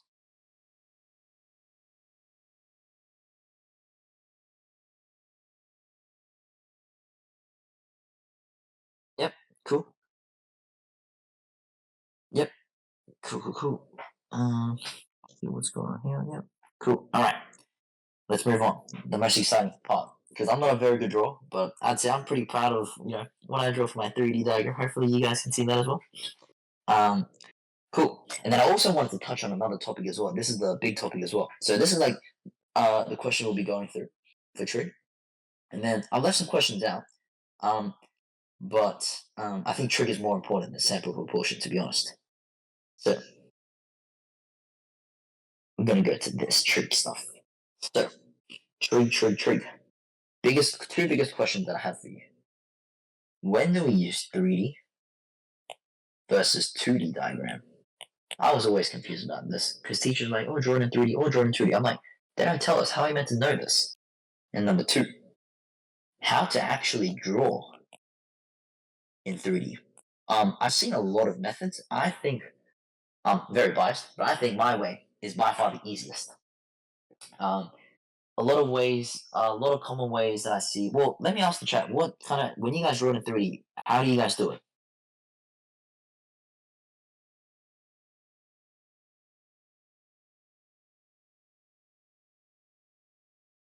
Nice, Liz. Very good. Nice. I normally skip them, to be honest. Yeah, well, after today, you're not going to be skipping them. Draw 2D and add lines. One 3D diagram, then mini triangles. I like that. Yep, draw 2D of the 3D. That approach actually doesn't work. I tried that as well, where like even though it's a 3D question, you kind of just try and draw it in 2D. That actually doesn't work because sometimes you won't be able to see the angles they want you to look for. So that approach is pretty bad. I didn't know it was on the syllabus. Yeah, neither, until I realized my teacher up in front of the board was drawing some 3D stuff. I'm like, how do I draw that? Yeah, and there's some natural talented drawers as well. I'm definitely not one of them. Cool. Yeah, seems like a lot of you guys are quite fit for my way of drawing. I'll make sure it's the easiest possible way. I reckon I can teach it to my grade 3s as well. Cool. All right. So first of all, let's address that question number 1. How do I know? Do I even need to draw it in 3D? Because it's a pretty big investment of time. The rule of thumb that works very well is you only go to 3D if you've got some kind of like height of a building or a height of a kite or height of a tree, like in some of these questions, a lighthouse or something, height involved. Number 2, you got the words angle of elevation / depression, where you're looking up to the sky. And bearings don't count. 2D, you don't have any of that stuff. You only have like the word bearing, where your bearing is to do with 2D. You associate bearing angles with 2D. So you see in this question, the bearing of the ship from the lighthouse is 0.55 degrees. That immediately tells me, right, there's 55 degrees, that's 2D. Easy. A second lighthouse, B, is due east of A. Cool, still 2D. I don't see any height, I don't see any angle of elevation. Cool. The bearing from S to B is 302. Cool. Still don't see any 3D, anything about height or angle of elevation. Therefore, this guy is 2D. Cool. Now, let me show you guys the difference now. Same thing, but the same lighthouse question, but look at this. From a lighthouse 150 meters above sea, instantly, I'm like, boom, that's 3D. That's got to be 3D. We've got some height involved. Something is above the ground or the sea. But let's keep reading further. The lighthouse keeper observes a boat due east at an angle of depression. Oh, here we go. At an angle of depression. That confirmed it. That just gave it away. Boom. And another boat due south at an angle of depression. Oh, again, confirmed. Done. So, does that kind of make sense to everyone? Hopefully that's like an eye-opening experience for everyone. I hate bearings, yes, so do I as well, but it's gotta be done. Yeah, does that kind of make sense for everyone? Hopefully that clears up. Wow, now I can easily see, yeah. Wait, so 3D is a requirement of this? Yes, it is. Can you draw the second question? Yeah, sure. In fact, we're going to draw all of them. Because, yeah, we have about 20 minutes. We can draw all of them. Never eat soggy Olympics yet. I learned that when I was in grade 3. Are they normally C or CF? Yes, very good question. Usually CF. Barely see any C trade questions for 3D. Yeah, usually CF. Just because you can't really make a complex, unfamiliar one. They're always familiar. It's just like using the same concepts. But yeah, does everyone understand now the difference between a 3D and a 2D? And when to use it? Again, notice how I emphasize not what is the formula for 3D or how do I draw. It's when do we use it? Very important. There you go. All right, cool. So, question 10. We might actually start off with question 10. I'm going to rub all this out. Actually, that's okay. Just copy paste this.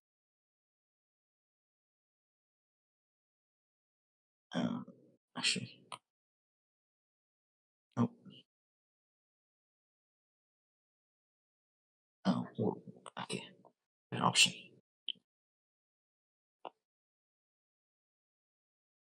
Copy.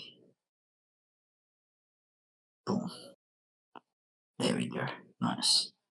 Cool. All right. So, two groups of people set off to spotlight possums at night. Cool. One group spots a possum. The tree that has the possum is at a bearing of north 28 degrees west. So, for everyone that hates bearings, every time they say bearing, I am talking in 2D. I am going from ground to ground. The angle means, okay, from one point on the ground to the other point on the ground. So 28 degrees, it's from one point on the ground to the other point on the ground. It's not angle of elevation, angle of depression. They are three separate things. So hopefully everyone understands that. Bearings are 2D. If you ever draw from ground to up and you say that's 28 degrees, you're wrong. Always ground to ground. Now, secret method, not a secret method at all. Around, I would say half the teachers teach this. The other half of the teachers teach kind of like this box method, where like you have to draw like a little cube and you kind of fit your diagram in that cube. I don't know. It's kind of, I'm not really a fan of it because as you guys can see, I can't even draw a cube properly. But yeah, you just don't know how big the diagram's going to be. So here we go. The big method that I've been taught. You draw a 45-degree line, and you draw a horizontal line like this, and this is going to be our ground. So I'm going to label north, east, never eat soggy Weet-Bix, so south, west. Cool. And I'm going to draw a vertical line, like a straight line, like this. This is going to be like a height reference. So every time I want to draw a height like this, you get your ruler, and then you kind of, so like if I had a ruler, you kind of get that, you get your ruler, and then like You set your position to make sure it aligns with the little height reference you have. So every time you need to draw a height, you just move the ruler across and you draw it. Move the ruler across and you draw it. This ensures your height is always vertical. And the height reference that you draw at the start is good to remind you, right, if there's height involved, which there will be, you kind of base it off that. Cool. So hopefully you guys can see the red thing is where the height's going to be involved. The black kind of Cartesian plane, that's like your X and Y axis, kind of, if you want to think about it like that. But black is on the ground. Now, once group spots a possum, the tree that has the possum is at a bearing of north 28 degrees west. Cool. Now, north 28 degrees west is 2D. So I'm going to say the group, let's call it group A. North 28 degrees west. I'm just going to point out somewhere there. Cool. Now, this is ground. I'm going to label it. It's ground of possum, where the possum is. Now, the tree that has the possum, so that means there's some height involved. So, what did I say as soon as there's height involved? Get your ruler. Boom, boom, boom. Move it to the point of the ground. You just kind of label it. You just draw it straight up, directly up. Nice. Cool. Now, what this point is, this is the top of the tree. So this is where the possum is, top of the tree. Now, let's add some angle. North 28 degrees west. What did I say? That is bearing. That is 2D. So I want to see from ground to ground. So not, it's this one. North 28 degrees. So from north, we go towards west, 28 degrees. That's how you guys want to read that. Cool. Now, once you guys draw that tree height, I want you guys to go from the top and you kind of connect it nice towards the bottom. Boom. I've got a little cheat tool here on my iPad where it makes it straight. Boom. Hopefully now you guys can see that kind of that right angle triangle. That's kind of 3D.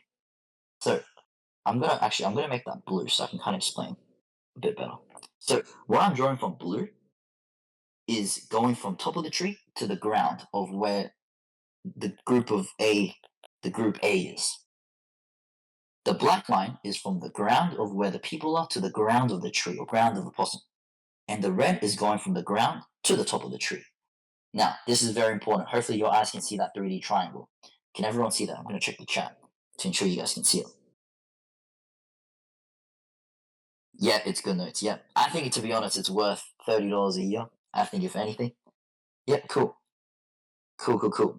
Does that Cartesian thing of like the 45 degree, that setup at the start make sense? Because that is the most important part. If you screw up the setup at the start, you're screwed.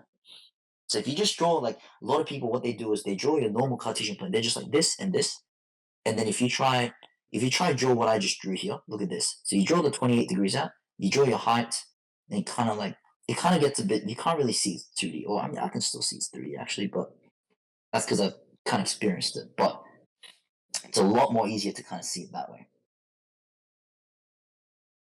Now, let me make sure everyone understands that. Is it from an angle? Yep, cool. Yes, good. All right. Now, let's draw our second. The angle of elevation of the spotlight beam is 38 degrees. Here we go. So the angle of elevation, that is 38 degrees. So us on the ground looking up to the tree or shining at the top of the tree is 38 degrees. So every time they say elevation, depression, that's where you're putting angle right there. Now, a lot of people, when they say angle of depression, if I said angle of depression is 38 degrees, some people put that angle here because they think, okay, being depressed, going downwards, you put it here. Absolutely not. Angle of depression, angle of elevation, they're the exact same values. Okay? So if you put 38 degrees there, that is not going to be 38. The angle of depression, what it looks like, is always from the horizontal. So it's actually kind of like that, which by Z rule, which everyone should know from grade 9, Z, boom, boom. The inside here is, of course, 38 degrees. So I just always draw it here. Just makes a lot of sense to me. So that's one of the rookie mistakes I see a lot of people do. So make sure we don't make that mistake. Cool. At this instant, the other group, which is 100 meters west, cool. Let me quickly draw that. So they're 100 meters west. So let's kind of exaggerate this a little. And let's kind of position them like around here. Let's call them group B. Slides the same tree at a bearing of north 29 degrees east. Right. So what did Andy say? Bearing? 2D. Okay. So connect ground to ground first. So ground from where B is, ground. So that black triangle right there, that's all on the ground. Okay, no height is involved, that's on the ground. Cool. Now, every time you get another point, here's another big tip.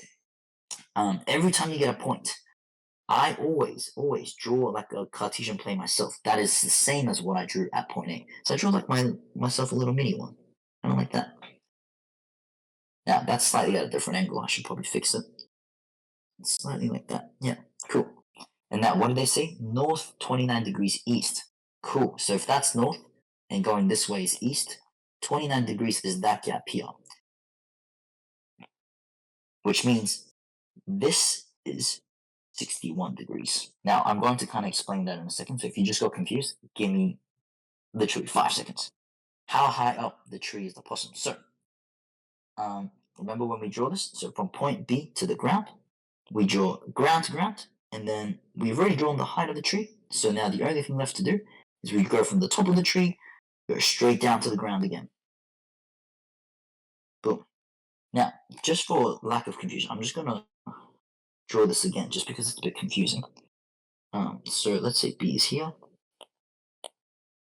Let's say that's like my Cartesian plane.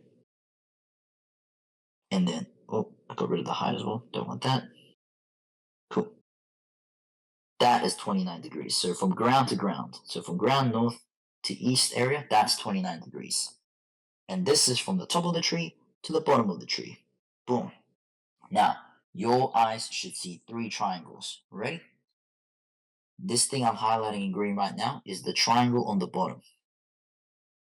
Yep. So that's on the bottom. That's purely on the bottom. Nothing is going up to the sky towards the tree. That's all on the bottom. That black triangle. Anything with blue is looking up from the ground to the top of the tree. So I see another triangle here. I'm going to use the blue triangle. Boom. So group B looking up to the top of the tree and then back down to the ground of the possum. So that's my other triangle there. And the third triangle, whoa, we don't want that.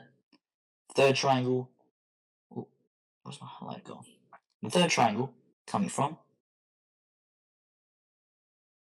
boom, right there. The third triangle is coming from point A, the group of A observers looking at top of the tree.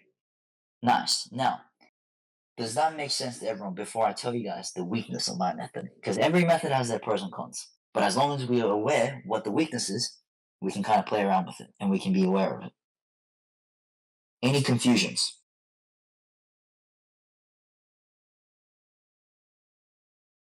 Because first time when someone showed me this, I didn't understand it. You'll need some practice of kind of drawing it multiple times. Just because you see someone like me draw it, when you actually go to draw it, what happened for me was I couldn't. I needed to someone actually like draw it for me. So what is the difference between angle of elevation and depression again when drawing it? Yeah, let me address that. I was probably a bit lacking when I was addressing that. So let's say I kind of take this triangle and I take it out. So let's draw it like that. Cool. That is angle of elevation. Angle of depression, the thing I was saying is rookie mistake because a lot of people think that is the angle of depression. But no, these elevations and depression angles always come off the horizontal. And when I was in high school, a lot of teachers said, oh, it comes off the horizontal. I'm like, what the hell does that mean? What it means, all you smart people know what it means. I didn't until like when I had to ask them. Is like horizontal, it always comes off, the angle comes off the horizontal. So the angle comes off like this to the horizontal. The angle from the horizontal comes off. So that's the angle, which is exactly the same as this one because of the Z rule. Boom. Hopefully you guys remember that traumatic experience from grade 9. Boom. Right there. Now, this angle here that I say it's not depression, look where it comes off. Where does it come off? The vertical. It comes off this vertical line. It comes off vertically like that. That's why it's not an angle of depression. It needs to always come off the horizontal. So when you see angle of depression, don't get scared. I just still draw it like this. It's exactly the same. The value will exactly be the same. And you will have to convert it anyway. You'll have to draw it inside the triangle anyway. Cool. Does that kind of help? Yes, they both go from the horizontal, exactly. Depression looking down, elevation looking up. Yep. Cool. Now, I'm going to reveal to you guys. That explanation just saved so many marks. Yeah. Cool. Cool. Yeah, well, I wish someone explained to me earlier what it mean by from the horizontal. I'm always like, what does it mean by from the horizontal? I guess I was a bit dumb. Anyways, alright. the weakness of my method. What's the weakness? The big weakness. It's a pretty big weakness, I would say, if you don't know it. The big weakness is because we compromise drawing it like at a 45-degree angle. The biggest weakness is this from north to east does not actually look like a 90 degrees. And that's a problem. So every time I finish drawing a diagram, I don't even care about what the question asks. I even forgot what the question asks. I think they asked for height. I don't even care. I am drawing in every angle, every 90 degrees that I see. Why? Because I know my diagram lacks that. Like from north to east, it should be 90 degrees, but that does not look like 90 degrees to you guys. And so I'm always just drawing 90 here. Okay, that triangle is also 90. This triangle is also 90. What else is 90? Okay, that's 90. Cool. This is also 90. Cool. And while I'm here, I'm going to calculate the inside triangle angles. So if that's 90, and that was, what was it? Was that 29 degrees? So that means this, because it has to add up to 90, that will be 61 degrees. Cool. If that's 28 degrees inside here, what would that be? That would be 62 degrees. Cool. Now, while I'm here, without even the question, I just always just find every angle I can. Because, okay, then what's this angle? Just by the triangle rule? Okay, so that's 123. So then that must be 57 degrees. Cool. Now, any other right angles I see? Oh, right angles. Cool. I think that's about it. Does that kind of make sense? Because I'll tell you guys why in a second. That's important. Yep. So everyone make sure when we use our method, don't even bother reading the question. It's not even so you won't be marked down in externals. They don't really care if you draw the 90 degree or not. It's more so for yourself later. If you just put right angle. Yeah, so in externals, whether you put it there or not, you won't get marked down as long as you have a diagram. It's more for our personal use. Make sure we don't forget something, which I'm about to point out.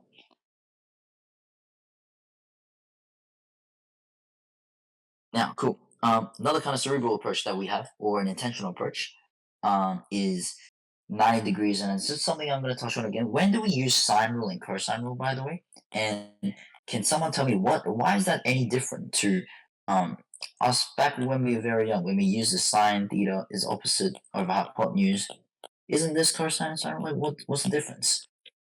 Like, why do we use the special sine rule, cosine rule? Now, some people might know this; it's obvious, but for some other people, as soon as I say this, they're just thinking of the formula.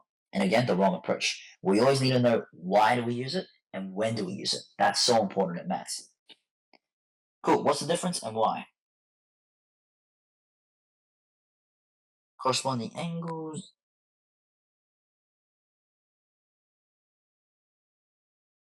Calculating sides of angles when you're not given a right angle. Very good. Nice. That is kind of the explanation I kind of wanted. And it might sound obvious, but to be honest, it's really not.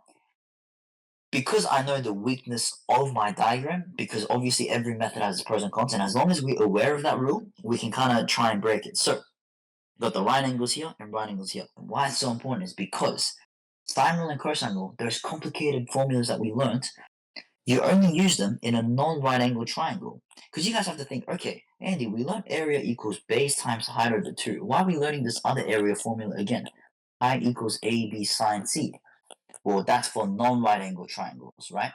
And evidently, all these non-right angle triangle formulas, they take so much longer. So, why I've emphasized for the last 5 minutes why we have to be aware of drawing our right angles in, despite our little crooked diagram that we have to compromise, is so that when we are dissecting these triangles apart, and when we answer in the question and try to find sides and angles, I don't make the mistake of using sine rule and cosine rule, because so many people in these trig 3D questions, they use it for no reason. Always go for the easiest option, and I guarantee you guys will not be marked down. I've looked at every single marking scheme, they would never mark you down. In fact, they have these options. If you use sine rule and cosine rule, it's almost a dumb option. So, right angle triangles. This stuff, Pythag, all this stuff that you guys can think about is all up for grabs for use. And that's why 90 degrees is so important. And also for calculating angles like this, like 61 degrees inside, the 62 degrees inside. Before I knew this weakness, sometimes I'm like, wait, how do I find that angle? Because I can't really see that's a 90 degrees. Just because of how we are used to drawing our 3D angle, our approach. Does that kind of make sense? Give me a thumbs up, yes or no. That's really important. Yeah, that is so important. That's probably the most important part right now. Yeah, because Drawing diagram is one thing. That's already a struggle for me when I was in grade 12. But solving the question and trying to find that 90 degrees is a whole nother game. Cool. All right. Yep, cool. All right. Now, I think someone requested to draw diagram B. And what does it kind of look like once you identify, okay, it's 2D. Now what happens? Let's go through that to kind of complete the picture. Boom, boom. So again, a reminder, every time you approach a question for trig, you have to ask yourself, okay, Andy asked me, is it 3D or is it 2D? Do I see any involvement of height or angle of elevation or depression? Nope. Just bearings? Okay, that's 2D. If you have bearings and height and angle of elevation, 3D. Because you don't want to be doing what we just did for questions like this. And I've done that a billion times, trust me. I've started trying to draw a 2D diagram in a 3D, and I'm like, hold on, this doesn't make sense. All right. So let's give this 2D diagram a go. Very easy diagram. I think the question itself is very easy. It's not none of that complex kind of sine and cosine law. I think I can just draw it here. Okay, cool. The bearing of a ship S from a lighthouse A is 0.55 degrees true. Now, a lot of question I get is, where do I make my origin, Andy? It always depends. I usually make it from the first point that it's from, just to make it a little easier. But the choice is up to you, really. Like for that last question we had, you could have technically made B the origin instead of A. It wouldn't have mattered. In your diagram, like I'm just going to do a dramatic shift. I'll control that, don't worry. But you could have just like shifted here. It wouldn't have mattered. But I usually make my first point the origin. And again, for these questions, very important. The word, I in fact did this with a grade 10 like the last week, because they do bearings as well. Hopefully you guys remember that. Is this word from. You always need to watch out, where is it coming from? It says from A. So bearing of a ship S from A is 0.5. So if it's from A, I'm going to make that my origin. And the ship is going to be here. And boom, ground to ground again. None of that 2D stuff. And notice how that's why I drew the Cartesian plane just the normal way. For 2D, you just draw your normal Cartesian plane. No 45-degree slant lines anymore. None of that method anymore. We don't need that advanced technique for these stuff. But what you do need is label the angles. Good. And then now the second lighthouse B is due east of A. Cool. So that means it's somewhere around here. Now, notice how because I'm experienced, I don't draw it here, because then that would just make my triangle a bit weird. I usually just draw it far out, because I know it's kind of going to go. Because if you have a look at the bearing, it's 302 degrees. That's in quadrant 4. So if I draw it here, that's nowhere near 302 degrees. So you draw it out here, and again, what was my tip? You draw another Cartesian plane at that point. That's the best tip I give to my grade 10s as well, because they get confused, like, wait, how do I know, what does it mean by 302 degrees, Andy? Draw yourself another mini little Cartesian plane at that point, and then you'll see, 320 degrees. There. That way. There we go. Then I can now see it's in quadrant 4. And now, that revolution from true north to here is 270 degrees. So therefore, this will be 32 degrees inside here. Cool? And then the magnitude of ASB.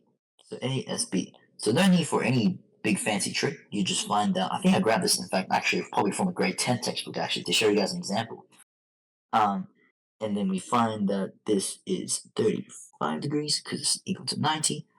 And then hopefully now you guys can work out this angle through the fact that it's, 180 degrees in a triangle. So if we add that up, 67 degrees in total. So then now if it's 180 degrees in total, then we've got 113 degrees. Cool. Hopefully my maths isn't wrong. Does that kind of make sense to everybody for how to draw a 2D question? Because some questions will be 2D. Every time you see a trig question external, it won't be 3D. You will have 2D sometimes. So it's very important for you to be like, okay, I've got a trig question. Right. Andy said I need to distinguish whether it's 3D or 2D. Intentional reading is so important. Cool. All right. That is probably about it for today. I'm sorry we couldn't go through a lot of other stuff, but that I think covered most of what I wanted to cover. So just before we get onto the other side of things, I wanted to kind of review what we've done today. To kind of just that was a long hour and a half, almost. Kind of review. I think the biggest achievement today was us creating this formula sheet for ourselves. So I'm going to leave it up here one more time. kind of take a screenshot. We will be sending everything anyway after. But if you need the screenshot, urgently now, you guys can take it. But again, going through that difference quickly between binomial and Bernoulli. Like, what is this Bernoulli stuff? It's just n equals 1. And we've got our golden formula. And notice the technique I use here, guys. I don't just kind of show you guys, all right, cool, here's the formula. I give my own little labels to it. And that works for anyone. How you kind of remember and associate these information is associating it with the label that you give. So I don't know how many of you guys do chemistry. We actually have chemistry workshop next week. Some of the stuff that I do in reaction pathways as well is I kind of give my own names to some of these pathways. That most of you guys will find out next week if you guys come to our chem workshop. Is kind of like, oh, this one is the triple star one, or oh, we gotta pay special attention, or it's like, oh, it's a two-way highway one. I give my own labels, and that makes me like, it allows me to associate with the content better. Whereas, half these teachers nowadays, they just kind of just write, all right, copy the formula, boom, 1, 2, 3, and it's like, it's not a grocery list. Come on. And then labeling again, that idea of personally labeling for yourself. So this label might not work for you. You label it yourself, however you want to associate the content. Obviously, it has to be content-wise pretty accurate. But yeah. And then after that, went through the difference between when to use these 6 binomial kind of formulas in what context, whether it's chance of success when you're given the p-value and when you're not. And then we went through some continuous questions, also going through the formulas, because there's 2 formulas that people do get confused about. And I told you guys can use either one. This one's a lot quicker one, but I don't really like that one. You guys can still use it. I'd still use it if it was an external and if it was continuous, 100%. No doubt about it. And then our shift formula for normal. The understanding that this is a shift formula and understanding that this comes in literally like every complex, unfamiliar, normal question I see, always. And then we went through that one, and then we went through some examples as well of how to actually apply those in real exam scenario context and really show you guys step by step how to apply those formulas. Went through conditional probability. Conditional probability will always come up, genuinely. So everyone needs to understand that. The 2 criteria method, I call it. And then we went through how to do the niche kind of continuous variable questions. So the one where you have to make an infinity, and then the one where you have 2 equations and you have to add one onto the other. And then lastly, we went through how to draw 3D diagrams and how to actually, people like me where drawing is not the biggest strength, how to actually overcome that in maths and kind of draw a 3D diagram where it kind of makes sense. And then also distinguishing, is it 3D or is it 2D? Because that's always a question I had, and I always screw this one up. Cool. And that kind of brings the end of our first methods workshop. Now, just before we wrap up and kind of talk about where to go from here and when our next class is, because we've got a lot of questions about that. Can we cover how we can quickly get good at optimizing questions? Easy, yeah. Now I've lost all that. But just because of time, I think we will leave that to, because if I rush with like 2 questions in like the next 2 minutes, it's not going to be a quality that I'm satisfied with. So I will go through that next methods class, which I think me and Jab will talk about right now. Yeah, Jab, do you want to kind of start us off? Yeah, no worries. I'm just laughing at the chat, but yeah. So just how did you guys find today? I just want to gauge a bit of chat. Everyone, drop in the chat. How did you guys feel in terms of confidence level? I remember we asked a couple of you guys how you felt before. How do you guys feel now? How confident do you guys feel for this external exam? Has today helped? Yep, good, really helpful, awesome. Yeah, hopefully Andy taught you guys some tips and tricks, and to like you guys probably figured out, today is more to cover things that students usually miss. More than just covering the basic stuff, but also the little things that we see come up again and again on external exams. And Andy is very very knowledgeable in terms of like what comes up again and again, especially with Queensland Exam Papers sponsoring us. We actually deliver these exams to schools for them to use in their external exams and mocks. Their mock external exams and then the internal exams. So in terms of what we know that comes up and again, we'll make sure that we cover you in all aspects. And we're so excited to keep going with that in terms of the next sessions that we're going to be running. So just a bit of a story and why. But just before I get to that, who here would actually attend more of these sessions in the future? Who here would want to attend more of these?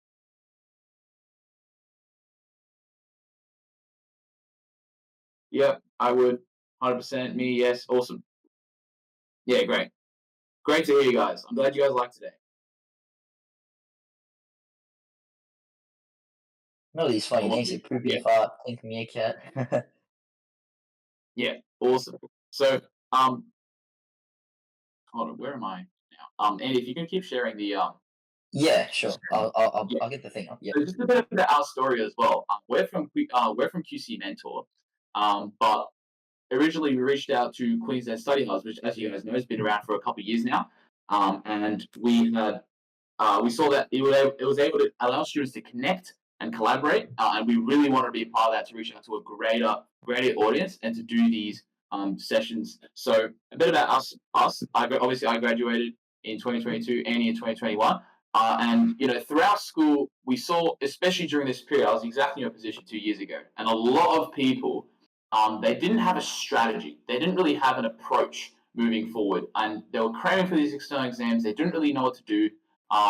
So this is what I wish I had, and we kind of decided. Okay, we thought carefully. We're like, okay, what would we want in your position, in terms of to ace these mocks? And we're like, boom, it's these sessions to cover things that students usually miss, and to maximize your ATAR. So just a bit about what we've been able to do last year with workshops and masterclass like these. We've got students like Thomas, who actually reached out to us this time last year. He just finished his biology external exam mock, and he was at 40%. And he's like, guys, I'm really struggling here. Like, can you please help me? Boom, we got into these master classes, these workshops, and we're able to really transform him. And he ended up getting 80% on his final exam, which is a double increase in his marks. We've got students like Kevin, 99.7 ATAR after our workshops. Anushri as well, who's a current student of ours this year, who is running through this period of master classes. And so far, we've seen amazing results, able to get 20 out of 20s for all our assignments so far. So we're so excited to see how they do in the external exams. But if you want to keep scrolling down, Andy, this is based off what we've been doing so far. Yeah, this year. So this is just a couple of what students had to say this year in terms of we've run things for IA3, we've run things for assignments. If you want to keep scrolling down. Great, awesome thoughts in terms of our workshops. Like some of them, the teachers are even wondering why their student is doing so well, which is great to hear. And this is what really keeps us going, getting thoughts like this on what we do. Students are getting 20 out of 20, right, left, and center. Improve our ability to Yeah, amazing. If you want to keep scrolling down as well, again, James, who was able to he's currently on 20 out of 20 for all biology and chemistry, both IA2 and IA3. We've got students even a bit up 100% on specialist methods after our workshops, which is absolutely outstanding. And yeah, if you guys have the time to read these reviews, this is what really keeps us going. Literally. So I just wanted to also just emphasize, you guys are probably wondering, why are we showing you all this and what do we actually have? What value do we bring to the table that we really want to bring to you guys? So that starts off with, obviously, in order to do well in these external exams, it comes down to having a strategy.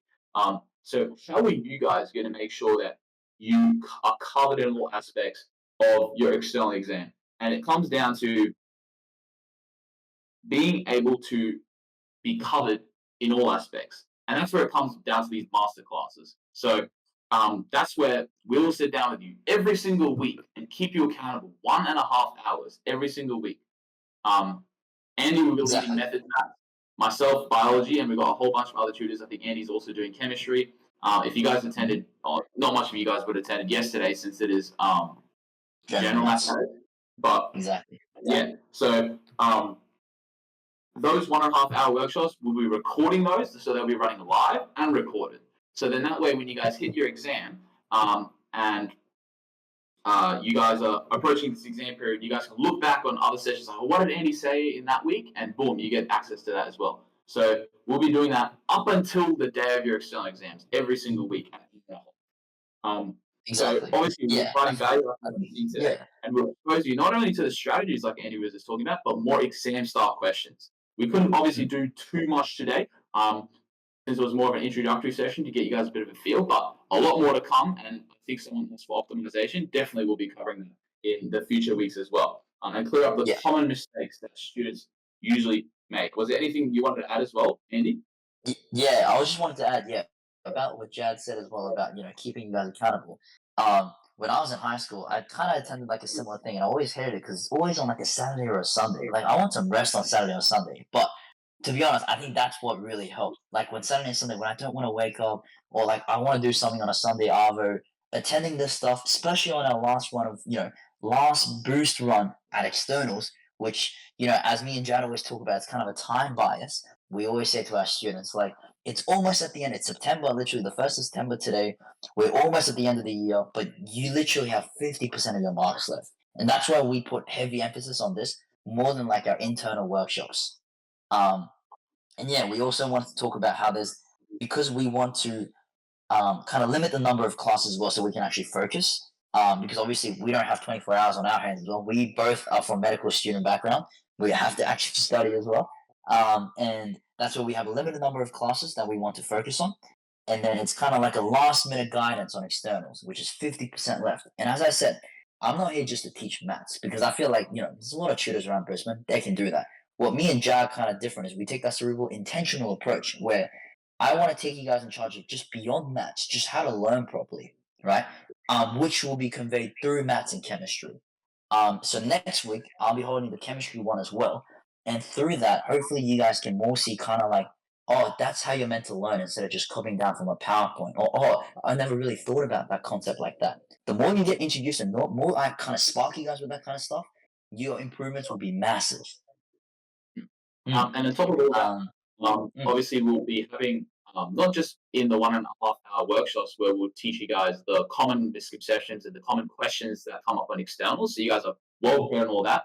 On top of that, we'll be having expert tutors that we have in the exclusive community that you guys will get access to. So obviously this is not part of this is not the thing that everyone in Queensland Study Hub is going to be joining. It's you are especially invited to that when you enroll. And we'll have expert tutors in there to answer your questions anytime. So not only are we exposing you to our bank of mock exams that we'll put in there, but also you get live help when you guys need. Because it's not just exposure, it's also feedback. And that's something that was definitely missing in external exam period when I was in your position. Because when I was trying to grind these questions, when I had a question, I didn't really have anyone to ask. I could email teachers, but they weren't really responding. So we wanted to really change that for you guys and to have people on call around the clock. So then that way, if you guys have a question, or you want to check your working out, etc., you get access to instant help at the tip of your fingers, and that's something that we definitely want to differentiate us through. Yeah. So you get real-time feedback. So yeah, I think that's the other thing as well I did want to mention. Oh, did you have more to add? Sorry. Sorry, did you have more to add? Yeah. So also it will also be an accountability check we'll do every single day as well. So that will make sure that who actually struggles with procrastination. Now, that's a big thing. Comment down below. Do you guys struggle with procrastination? Who here does that?